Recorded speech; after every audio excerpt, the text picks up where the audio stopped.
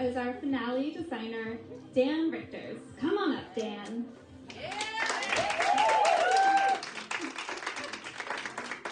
Dan has been a celebrated designer in Omaha for how many years now? How long have you been doing this? Started when Omaha Fashion started, so what is it, 2008? 2008. So yeah, tell us about your designs and your design path. Do you want me to hold this? Yeah. Okay. Go for it. That's a really broad question. My designs and my design path. Okay, well, I guess, I don't know. I started, I'm always interested in like really alternative methods and materials. Like I've always been inspired by people like from the history of fashion, like Paco Rabanne and Hussein Chalian and obviously Alexander McQueen and then up to now, people like right now, like Windowson and some others that are like going crazy with crazy materials and just like making things happen. And so yeah, so I started out doing stuff. My first collection was made out of compact discs that I cut into little triangles and sewed them all together. And then it went on from there, and I discovered that you know, you have in your head, what do you want to do? And then you think, how can you make it happen? And so I really liked the qualities of silicone because it starts as a liquid and then it turns into a solid. And so you can make it do whatever you want. And I like how it conforms. You can make it conform to bodies and stuff because it's stretchy.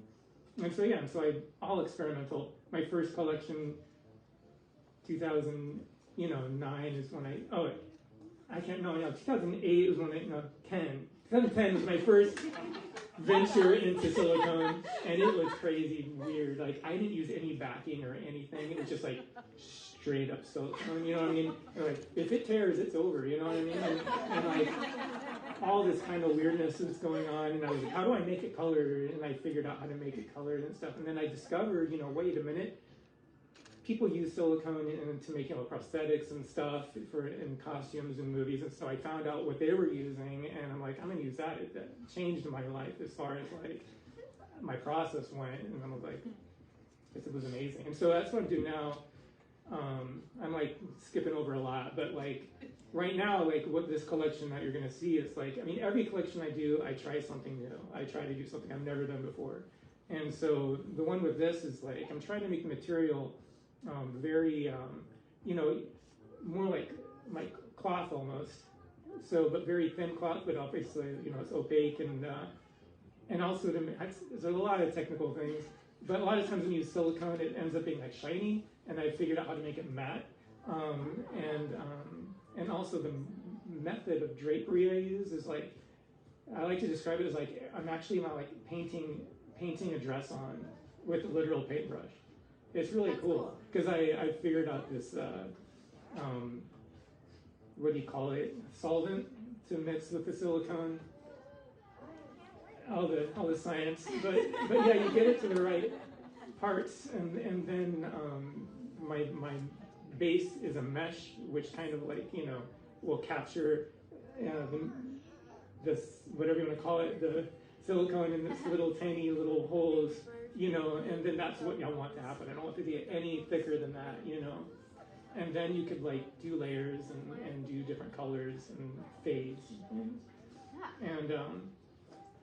Just to interject really quickly, I think it's really cool that you obviously care so much about the process, and the process is very scientific and very detailed, and I think that's something that people forget about fashion in general. I mean, not everyone is making their own fabric, essentially, or their own materials, but it is a lot of science, it's a lot of math, it's a lot of very technical stuff. It's not just the, I put on a pretty show and I threw some fabric on a drapery thing. Yeah. And so to be able to give people kind of a peek behind the curtain, as it were, of all of the things that you think about when you're creating these designs is really, really cool. Now, I did want to ask you, when you're trying to push yourself every time and do something new with every collection, where do you look for inspiration as a fashion designer?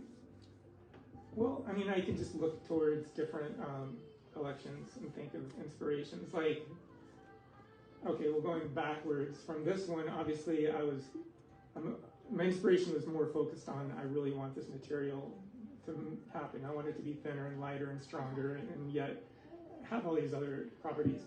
And so, and then going back to the last one, which was all white, and I really like the idea of applique and embellishments, and I figured out how to do that, doing things I'd never done before, and it was all built around that. So it looked like it's all pearls and things, and instead of actual pearls, I did all this sort of making molds using like BBs and things, setting them into kind of a really thin base of clay and creating these designs that looks like they're like pearls and things, and then making a cast of that in a mold, and then putting that where I want it on the dresses.